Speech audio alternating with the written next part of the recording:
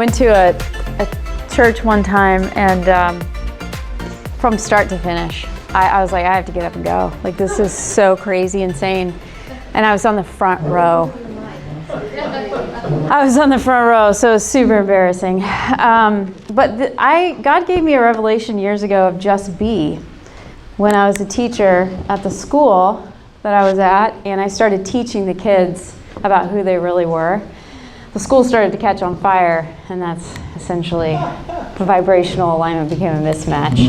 I started teaching kids about their power and the authority that they had, and kids get it faster. Kids' sessions on the table, always faster. It's less compacted in there, and so you see shifts and changes quicker. And I was sharing, I think it was yesterday, the hardest pattern and energy to shift is oppositional defiant. But it's complicated. It can be complicated. Sometimes, and I say that, and then other times I've had kids with that come in, and within a few sessions, the parents can really see a shift. But when you catch kids on fire, it's kind of fun, because the kingdom of heaven belongs to that level of consciousness, which is why it's so important for us to meditate and get our brains back into theta. I'll explain a little bit about that. But this book, I wrote it in 2013, I think. And what it is it's a workbook. It just engages an inner healing journey into what it means for you, what that looks like for you to just be. And the subtitle is An Invitation into Intimacy, because that's what we're all designed for. And we're created to be intimately acquainted with ourselves first, and therefore be intimately acquainted with the Trinity and how the Trinity knows us, and what I was talking about earlier, the worthiness that is there. So it's like a resource, really. It's a great thing to do with groups. And it's the way I laid it out was you could write in it, like as a journal almost. So if you want one, let me know. And who has come the farthest? Anybody from, like, you guys are PA. Anybody beyond PA? Is everybody pretty local? Well, 30 years ago I came from Sweden. That's awesome. I love that. Because I want to give, here you go, I want to give one of you, whoever, you guys can share it.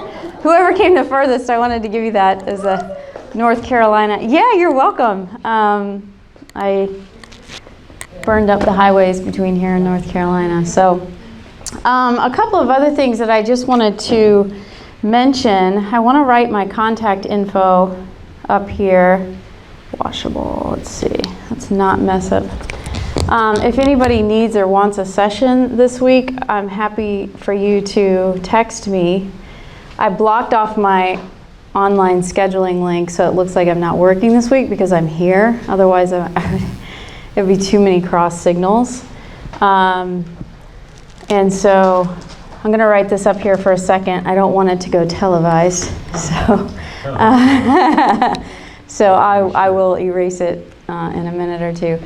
But, and then you're free to email. You can't see it.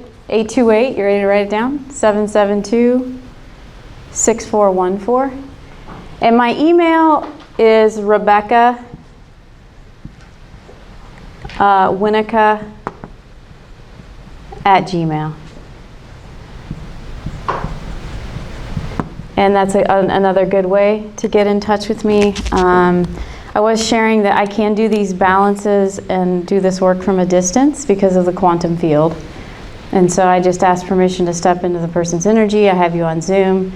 You lay down wherever you're comfortable. I have a table and your energy body's on my table, and I'm holding acupressure points on the table, and it's kind of cool experience. So I have clients that use that resource as well if they can't get up to North Carolina. And then there was also, I had this thought that if in a few weeks you guys want to do a Zoom call together, we could tap back in and like, hey, how's it going? Working on your muscle testing. What's it been like to practice noticing your energy, balancing your energy centers, and that kind of a thing. And so I have this yellow, whatever those are called these days. Nope. Legal pad. Yeah. And I'll pass it around, and if you want to put your name and your email on there, I can arrange a Zoom call a few weeks out, and we can touch base as kind of like a Q&A, or, hey, I've thought about this, or this has happened. So let me grab that and start handing it around. If you haven't, have you guys already put your name and stuff down? Awesome. And then I know you have, yeah, thank you. Okay, the other thing that I wanted to mention real quick as we move into talking a little bit more about energy centers and the demo that we had, and we can have consciousness in all different parts of our bodies, awarenesses. We can have old scripts, tapes, narratives, frequencies, like it's kind of at this point hopefully just all those things are blending for you in terms of what I'm meaning. But notice that in the root that was knocking it out of alignment, there was a program. I have no sense of direction. I don't know, I didn't know your story at all. But that is a feeling that can come in there and then kind of nest, take up the space for what wants to be true. And that's the point of the affirmations. What wants to be true is a solidarity that everything in my life is going to fall into place. So I can step with faith and confidence out into the water and know that I'm going to be held.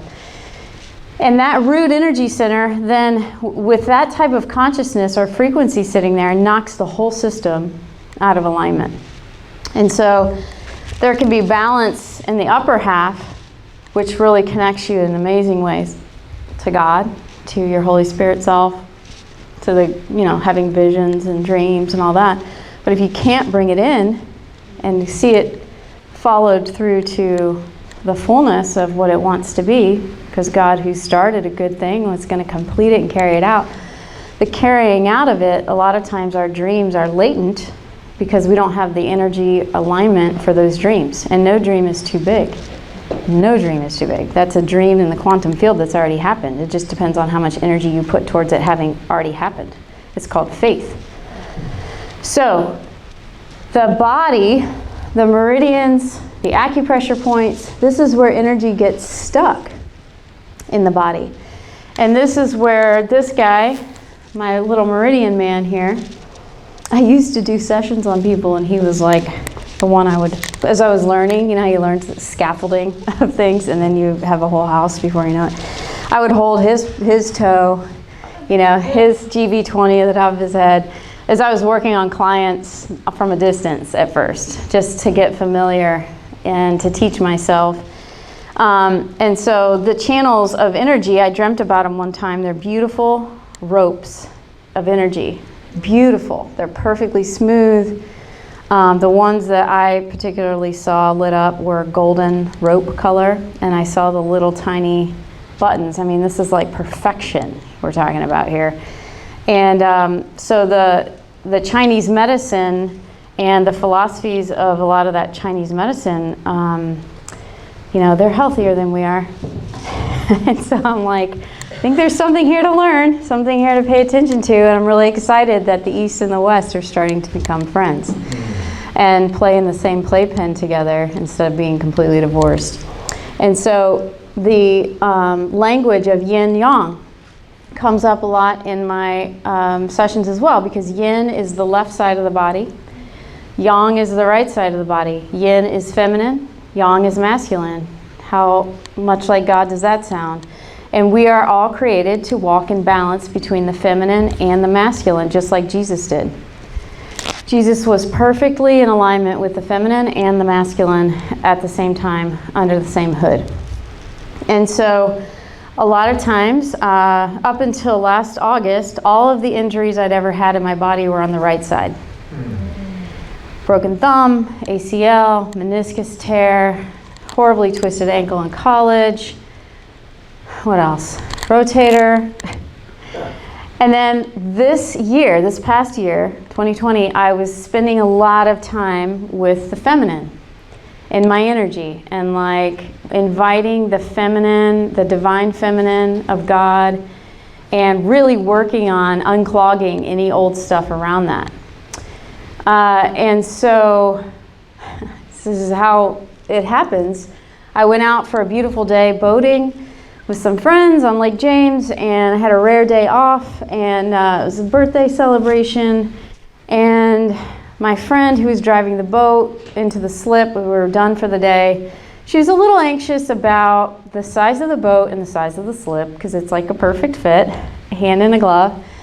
And I was in the front, gonna step off and bring the boat in, and my other friend was in the back, and she was driving. And I stepped out with my left foot, my yin foot, and my foot came out from underneath me. I hit the bumper of the slip, the boat slip, and it had a little wood rot, just enough for the entire bumper to come off of the dock, and I full tilt, full Monty, slammed in my face, my lip, and my arm underneath me. Broke my radial head, my wrist, went into shock pretty much because I'm very agile, very athletic. These things don't happen. So I was like, what? I didn't even know what happened. I didn't know how it happened. I didn't understand it. But I got up and I was still helping the boat in. And I had blood, like this is how out of body we can go, like that. Like literally I just moved into survival, everything went into freeze, and I was, present. And they were seeing what was happening, and I just got my whole body rattled. That morning I had had a beautiful meditation with the feminine, with the Holy Spirit, with like just this beautiful feminine energy that came, and I was just so, I had been working on it, and it showed up that morning in my meditation. So guess what side of my body was behind on this information my whole life? The left side. The only energy, or the only time I have ever hurt the left side of my body. Is the left side the feminine side? Okay. The feminine side. Yeah, this is the yin side. And so I knew immediately it was about me stepping into a new level of the feminine, and the feminine essence and the energies that had showed up that morning. My body was not in a vibrational alignment with. So, even injuries become a different, for me, all my injuries they've always been spiritual. Anytime I've ever been in the hospital, I've had amazing experiences with something else happening. So it's all in how you look at it. It really is. I knew, though, right away. And that night, was in so much pain. I was at the edge of pain, like that space where my body either, it just like it's gonna be bad. Because I hadn't taken anything because of fear of concussion. And so once I got the pain under control and went to sleep, I was like, give me anything at that point, because it would spasm really badly. And I had this experience in the middle of the night that my brain literally, I don't know how to describe it, but it woke me up rattling inside. Like there was something that needed to be released and integrate the left and right hemispheres of my brain. And that is the only thing that, and it happened the second night while I was asleep, but it wasn't as strong. And so sometimes our physical body in its journey and its process releases big energy through something like that. And so I don't look at that as like the enemy did it or this and that. That's not my worldview on those kinds of things. My worldview is my body is catching up to something that it wants to be at, and there was a lot held in my and arms are about reaching forward and moving forward, embracing nurture, warmth. There's a lot there, and so I took my power and engaged my power with this injury and took some alternative paths to healing, acupuncture, cupping, deep tissue stuff, and I almost have full range of motion because of frozen, type shoulder syndrome. But this is just an example of yin yang. I am a living example of it. My shoulders even sometimes are like one's higher than the other. Our bodies respond. They're always trying to stay in balance. They're always trying to stay in homeostasis in the structure, the soft tissues, connective tissues, the entire system, left and right brain, that's yin yang, heart chambers, yin yang, left and right side of the body, yin yang.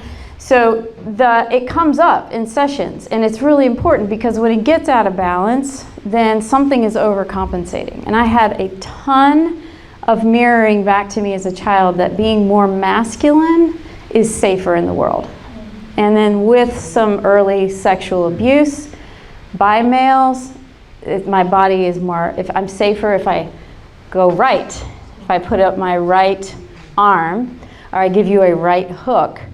And so I learned certain things and patterns and programs, and then I'm inviting the feminine, and the body's like, wait. Okay? So I trust the process that I'm in holistically to heal and bring balance to the feminine and the masculine equally. And this is also another lost nugget on us as Christians in the church, is that has been severely out of balance for centuries and centuries and centuries. And the divine feminine within the church is as important as the masculine. And it's time that the playing field become equal across the board, because Christ is returning for a bride. That is an essential feminine energy that has been lost in the world. Otherwise, children would not be trafficked right now. And human trafficking, I'm very passionate about it, has tilted the scales and ushered in an energy to the darkness because the suppression of the divine feminine. The mother heart of God would never allow any legislation, any faux government or system to propagate that agenda. And I do have very strong feelings about, I had somebody try to challenge me about the censorship deal. And I said, it's interesting to me that they can't seem to shut down the human trafficking websites. Like, let's use a little bit of common sense in the present moment about what's happening. I don't care what anyone literally thinks of my stance on the feminine and the masculine being and being absolutely equal in this present day, come up out of the grave of what has been so lopsided and so severely misaligned, and it reverberates in our culture because of the church, not allowing the balance to be between the masculine and feminine. Yeah. Jesus came to equalize that. And the way that he treated women, he gave the secrets to the kingdom to Mary Magdalene, the apostle to the apostles, and she has been hidden away and misunderstood, demonized, and labeled, but they can't, truth wins. Truth wins. I mean, it's just true. And there's a reason why all three of Mary Magdalene's texts that were recovered, the same section is torn out of all three of those recovered sacred texts. Because she was about to tell them, yes, exactly what Jesus said on how to evolve the soul. And that, I had chills all over my body. Just do a little research on that. And it's mind-blowing. How do you research that? Oh boy. I started getting into just kind of looking at the Gnostic text, Gnostic meaning wisdom, And that knowledge that was hidden away, and I'm like, why is this bad knowledge? I just started asking questions. I started getting curious. And I was like, what about Mary Magdalene was at the cross, John was at the cross, and Mary the mother of Jesus at the cross. Everybody else has run away. Jesus reveals all these big things to all the women. The woman at the well, the whole town gets saved. Let's see, Mary Magdalene's the one that actually comes to the grave. She's the one that's actually vibing in faith. There's Mary and Martha. I'm like, I'm missing something here. And so if you've noticed, over the last few years, there's been a lot of resurgence of putting Mary Magdalene back into, the Acts of the Apostles and having her as a predominant follower of Christ. And I think it's for a great reason. I think that though things may be hidden or ripped out, key information, not disclosed, for a reason, kind of like, why would you censor people unless they're saying something that is, quote, dangerous and empowering? So I'm thinking, okay, I'm going to apply the same logic back in that time, since the same spirit of anti-Christ has been in the earth all this time. Let's tear out these segments because if the people read these, but why didn't they just chuck the whole thing and burn it? Why didn't they? I don't understand. So the same text but that's inside of us, especially as women. And the consciousness between men and women, it's in both of us equally. But that's what Jesus came to demonstrate literally in his relationship to the feminine. And so the yin-yang in Chinese medicine is so important, and in this work is so important because women feel like they have to man up and protect themselves or bring that yang energy when love is supposed to protect us.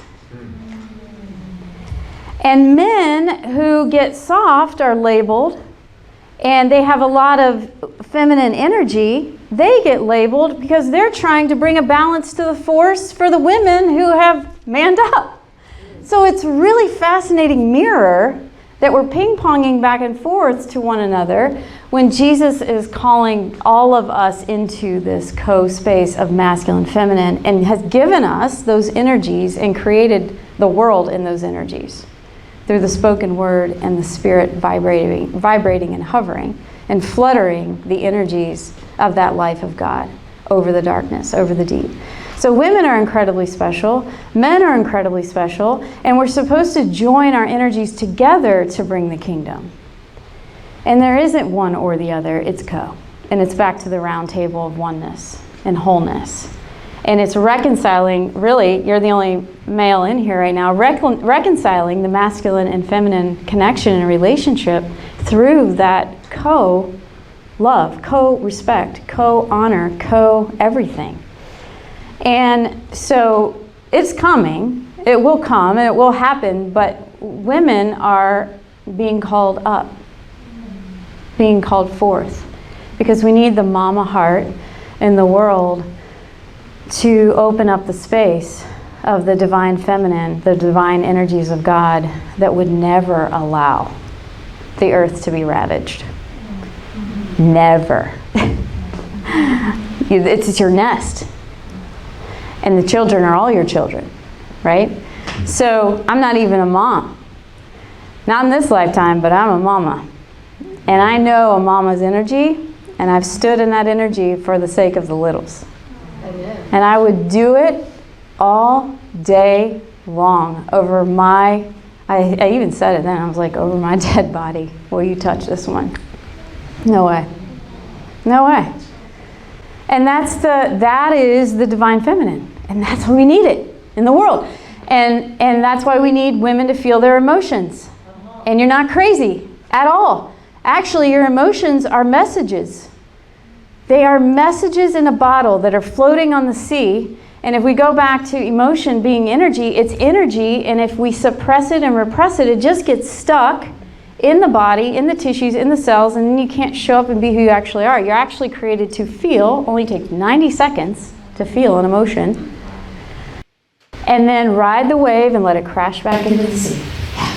the word alexithymia, you might want to look that one up. Alexithymia is the inability to feel your own emotions. And there are many businessmen, doctors, surgeons, people who are highly functional who have this alexithymia because they cannot feel their emotions, they don't want to, and they also cannot feel anyone else around them. So what does that do to the relationship? Well, it's hard to have a relationship with somebody who doesn't feel, right?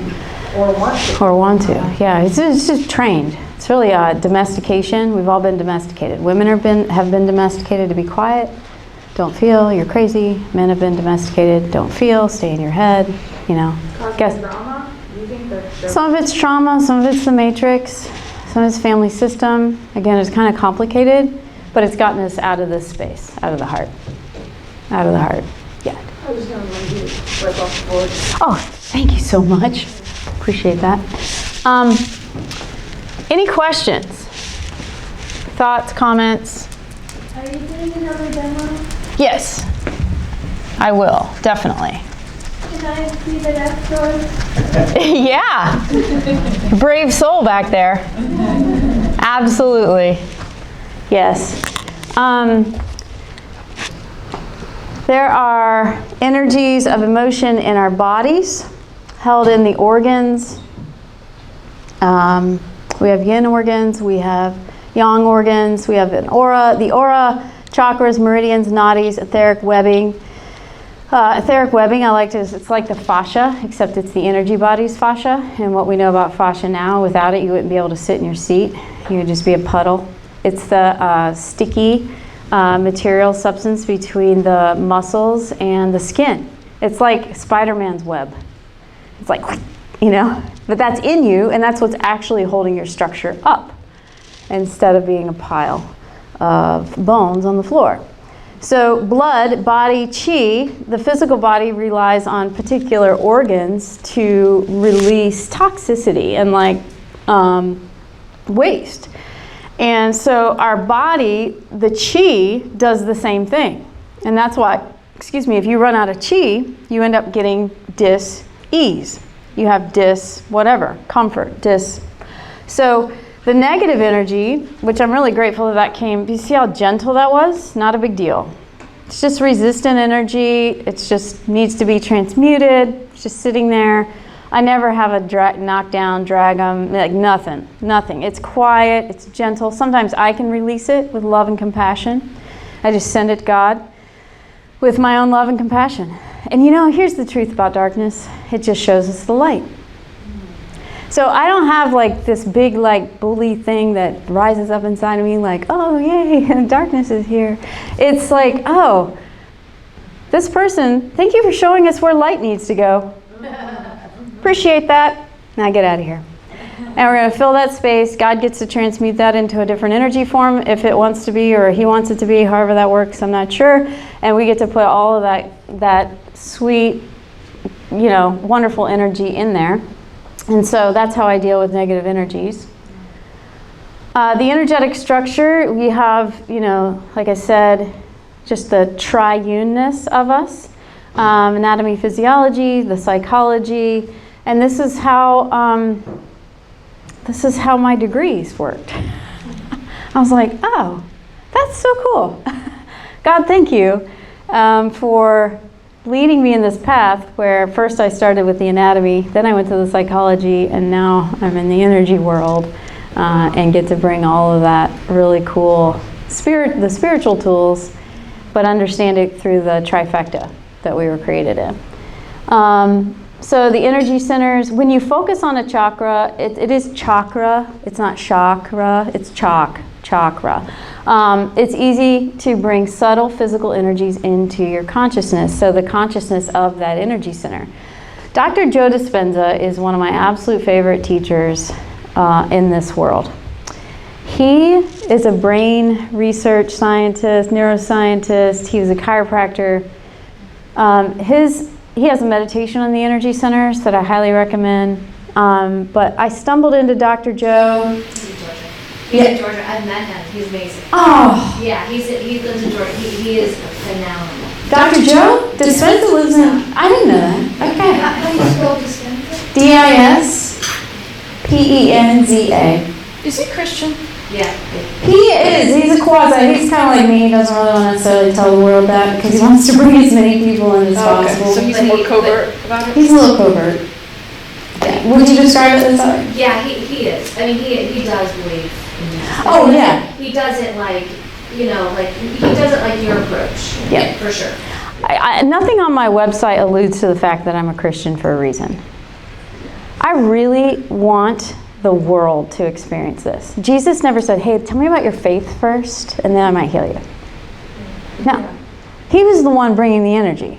So I see people that they believe or not believe. I don't care what they believe. I care what I believe. I'm the highest vibration in the room, and I'm the healthiest person there, to be honest. And so I get to release out of their body everything that their body's ready to release. And so I can do that in silence, which I actually like, or I can do that engaging them. They always engage in affirmations, period. Yeah. Well, the reason I asked that was more the other way around. As a recipient of someone working, let's say, on me or whatever, Yeah. like I would prefer not, if they were Eastern mysticism, that is their bent, and that I don't want them bringing that into my space. But would you say, who cares, as long as, or would you say, yeah, you probably want to protect yourself? It's personal. For me, I can learn anything from anybody. I never throw babies out with any. I'm not learning from them. I'm talking about like Receiving, them, like from meditation? whatever they're doing. Like they're working on it. Yeah. Yeah. For me, I feel very safe. I know who my God is. I know who I'm protected by. So I can do a meditation with, if they're total like wackadoodle, but like I've not encountered that. I know who I am. I know my energy so well. And I know that I am protected. It's not even an issue.